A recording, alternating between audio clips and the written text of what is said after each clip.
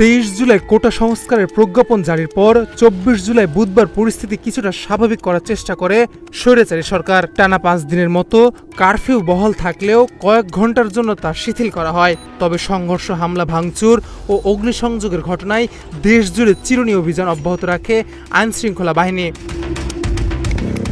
এদিন সারা দেশে আন্দোলনকারী ও বিভিন্ন রাজনৈতিক দলের প্রায় 1400 জনকে গ্রেপ্তার করা হয়। এর মধ্যে ঢাকায় 641 জন। 17 থেকে 24 জুলাই এই 8 দিনে সারা দেশে গ্রেপ্তারের সংখ্যা দাঁড়ায় 4500। রাজধানীতে মোট গ্রেপ্তার হয় 1758 জন এবং চট্টগ্রামে 703 জন। গ্রেপ্তার হওয়া ব্যক্তিদের বড় অংশ বিএনপি ও জামায়াতে ইসলামীর নেতাকর্মী বলে জানায় আইনশৃঙ্খলা বাহিনী।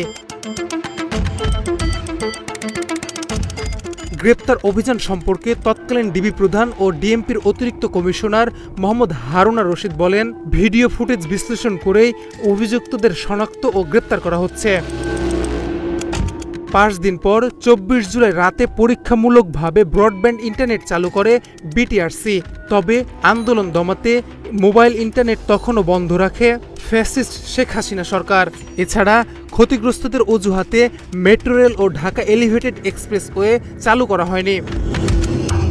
এদিকে 5 দিন ধরে নিখোঁজ থাকার পর বৈষম্যবিরোধী ছাত্র আন্দোলনের অন্যতম সমন্বয়ক আসিফ মাহমুদ সজীব ভুইয়া, আবু বাকের মজুমদার ও রিফাত রশিদের খোঁজ পাওয়া যায়। আসিফ ও বাকের মজুমদার সামাজিক যোগাযোগ মাধ্যমে জানান, চোখ বাঁধা অবস্থায় তাদের ফেলে রেখে যাওয়া হয়েছিল রাস্তায়।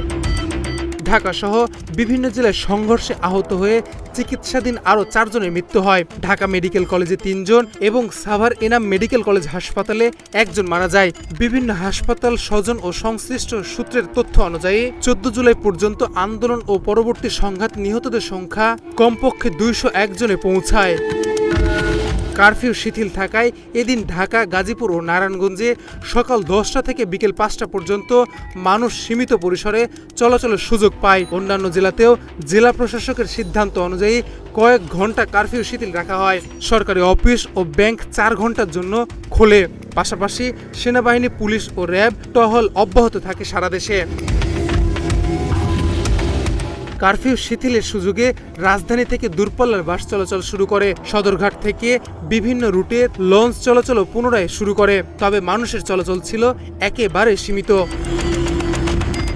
মাত্র 30% টাকায় জমির মালিক হয়ে নতুন বাংলাদেশের গড়ে তোলার স্বপ্ন দেখা বাংলা বসতি। একই দিন তৎকালীন স্বৈরাচার প্রধানমন্ত্রী শেখ হাসিনার সঙ্গে মতবিনিময় করেন তার পালিত সাংবাদিকরা। অন্যদিকে সহিংসতায় ক্ষতিগ্রস্ত মেট্রো রেল, বিটিভি ভবন, স্বাস্থ্য অধিদপ্তর ও সড়ক ভবন সহ বিভিন্ন স্থাপনা 49টি দেশের কূটনৈতিক মিশনের প্রতিনিধিদের সরজমিনে পরিদর্শন করিয়ে এক ধরনের নাটক মঞ্চস্থ করে ফ্যাসিস্ট সরকার। কোটা আন্দোলন 16 জুলাইয়ের প্রাণহানির ঘটনার তদন্তে এদিন বিচার বিভাগের তদন্ত কমিশনে প্রথম বৈঠক অনুষ্ঠিত হয়। কমিশন গণবিজ্ঞপ্তির মাধ্যমে জনগণের কাছে তথ্য আহ্বান এবং পরিস্থিতির স্বাভাবিক হলে ঘটনাস্থল পরিদর্শনের সিদ্ধান্ত নেয়। সহিংসতায় নিহত 8 জনের পরিচয় শনাক্ত করতে না পারায় ঢাকা মেডিকেল কলেজ হাসপাতালের মর্গে থাকা মরদেহগুলো বেওয়ারিশ হিসেবে দাফন করা হয়। এতে স্পষ্ট যুদ্ধ অবস্থা বিরাজ করে দেশে। তৎকালীন আইজিপি চৌধুরী আব্দুল আল মামুন যেন হাসিনার মতো করেই হুমকি দিয়ে বলেন, দুষ্কৃতীরা যেখানে থাকুক তাদের আইনের আওতায় আনা হবে। আর ফ্যাসিস্ট স্বরাষ্ট্রমন্ত্রী আসাদুজ্জামান খান কামাল জানান, জনমনের স্বস্তি না ফেরা পর্যন্ত কারফিউ বহাল থাকবে। একই সঙ্গে এদিন নরসিংদী কারাগার থেকে বের হয়ে আসা বন্দীদের মধ্যে 292 জন আত্মসমর্পণ করে। এদিকে বৈষম্যবিরোধী ছাত্র আন্দোলনের একাংশ ইন্টারনেট চালু, কারফিউ প্রত্যাহার সহ 4 দফা দাবিতে দেয়া আলটিমেটাম বহাল রাখে। অন্য একটি অংশ 25 জুলাই দেশব্যাপী গণসংযোগ কর্মসূচির ঘোষণা করে। বাংলাদেশের পরিস্থিতি নিয়ে এদিন প্রতিক্রিয়া জানায় মার্কিন প্রতিরক্ষা দপ্তর পেন্টাগন। সংস্থাটির মুখপাত্র মেজর জেনারেল পেন্ট রাইডার জানান, তারা পরিস্থিতি নিবিড়ভাবে পর্যবেক্ষণ করছেন এবং সবাইকে শান্ত থাকার আহ্বান জানান। একই দিন সেনাপ্রধান জেনারেল ওয়াকারুজ্জামান বলেন, দেশের আইনশৃঙ্খলা পরিস্থিতি অনেকটাই নিয়ন্ত্রণে এসেছে এবং সরকার যতদিন প্রয়োজন মনে করবে ততদিন সেনাবাহিনী বেসামরিক প্রশাসনকে সহায়তা করবে।